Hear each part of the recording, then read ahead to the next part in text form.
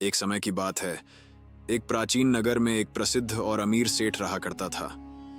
सेठ हरिराम अपनी अथाह संपत्ति, विशाल हवेली और अनेक नौकर चाकरों के लिए पूरे नगर में विख्यात थे।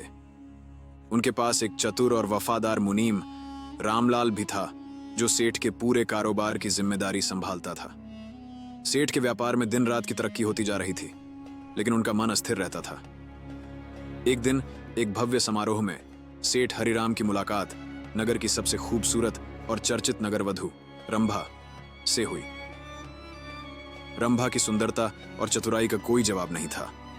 अपने पेशे की आवश्यकताओं के अनुरूप वह अमीर व्यक्तियों के प्रति आदर और आकर्षण का प्रदर्शन करना जानती थी। जब उसने सेठ हरिराम को देखा तो उसकी आंखों में चमक आ गई।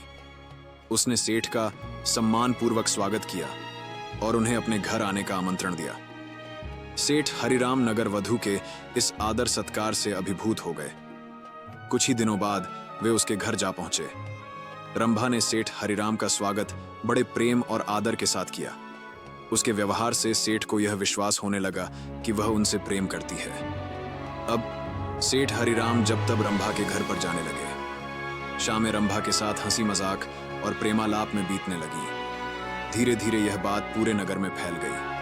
लोग सेठ की इस नई आदत को देखकर बातें बनाने लगे। सेठ के कारोबार पर भी इसका असर दिखने लगा। मुनीम रामलाल ने इस पर गौर किया और चिंतित हो उठा।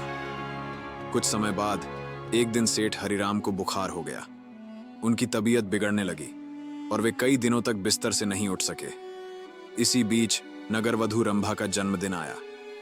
सेठ हरिराम ने अपने मुनीम को बुलाया और आदेश दिया, रामलाल, एक नायाब नौलखा हार खरीदो और रंभा को मेरी ओर से भिजवा दो।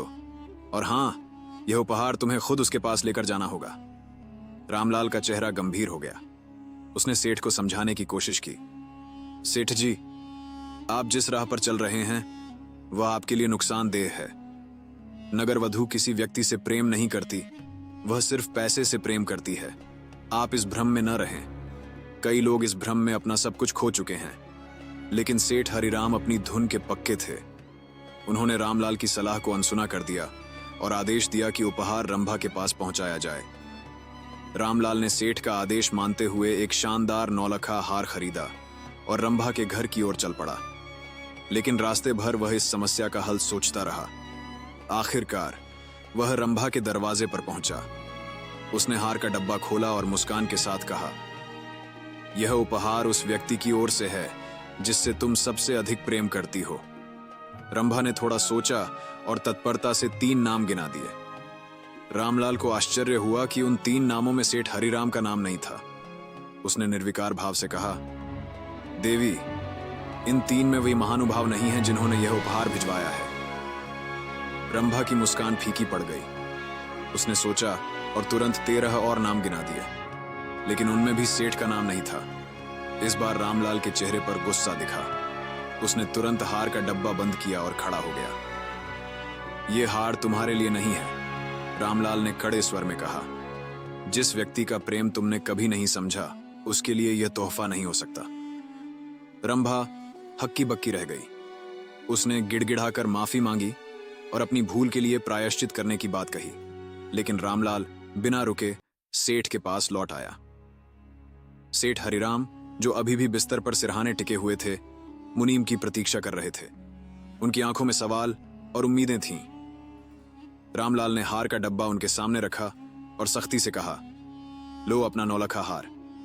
न तुम उसके 3 प्रियजनों में हो, न 13 में। यह प्रेम का भ्रम छोड़िए और वास्तविकता को समझिए। सेठ हरिराम की आंखें खुल चुकी थीं। उन्होंने महसूस किया कि उनके भ्रम ने उन्हें कहां ला खड़ा किया था। इसके बाद सेठ हरिराम ने फिर कभी रंभा के दर पर कदम नहीं रखा। उनका जीवन फिर से व्यापार और अपने परिवार के प्रति समर्पित हो गया। कहानी से यह शिक्षा मिलती है कि प्रेम का आडंबर भले ही मन को मोह ले, लेकिन सच्चाई को स्वीकार करना ही बुद्धिमानी है। अगर आपको यह कहानी पसंद आई हो और ऐसी ही और कहानियां सुननी हो तो हमारे चैनल को सब्सक्राइब करना ना भूलें।